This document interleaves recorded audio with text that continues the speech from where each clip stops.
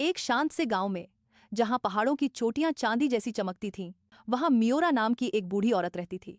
उसके बाल बर्फ जैसे सफेद थे और आंखें एक सुनहरी चमक से भरी हुई थीं। गांव वाले उसे अजीब कहते थे, लेकिन फिर भी उसके बगीचे की बाड़ पर मिठाइयां, रिबन और पुरानी किताबें छोड़ जाते थे। सब जानते थे मियोरा दयालु थी और शायद थोड़ी सी जादुई भी। एक सर्दीली शाम, जब धुंध गलियों में रेंग रही थी, एक छोटी सी लड़की, लूमा, मियोरा के बगीचे में आई। उसकी आंखों में आंसू थे और हाथ में एक फटा हुआ लाल मोजा। मैं अपने भाई को खो बैठी, उसने धीमे से कहा। वो एक तारे के पीछे जंगल में चला गया और वापस नहीं आया। मियोरा उसके पास झुकी और बोली, कुछ तारे असल में तारे नहीं होते, कुछ अधूरी दुनिया की लालटेन होते हैं। वो लूमा को अपने छोटे से झोपड़े में ले गई। वहां जड़ी बूटियां छत से लटकी थीं और कांच की बोतलों में रोशनी नाच रही थी।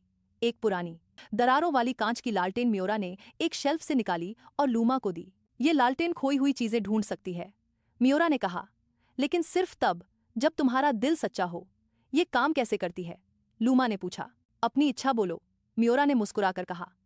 लेकिन याद रखो, जंगल सुनता है। रात में लूमा लालटेन लेकर जंगल में चली गई। जैसे जैसे वो आगे बढ़ी, लालटेन और उजली होती गई।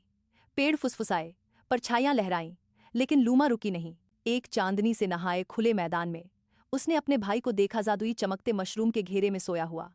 लालटेन अचानक सुनहरी हो गई और मशरूम की रोशनी मंद पड़ने लगी। उसका भाई जाग गया, आंखें झपकाईं और मुस्कराया। तुमने मुझे ढूंढ लिया, उसने कहा। वापसी की राह में जंगल शांत था, जैसे उसे अब सब ठीक लग रहा हो। अगली सुबह लूमा ने लालटेन मियोरा को लौटा दी। धन्यवाद, उसने कहा और मियोरा को गले लगाया। मियोरा ने उसे एक छोटा सा बीज दिया। इसे अगली पूर्णिमा को बो देना। एक दिन तुम भी खोई आत्माओं को रास्ता दिखाओगी।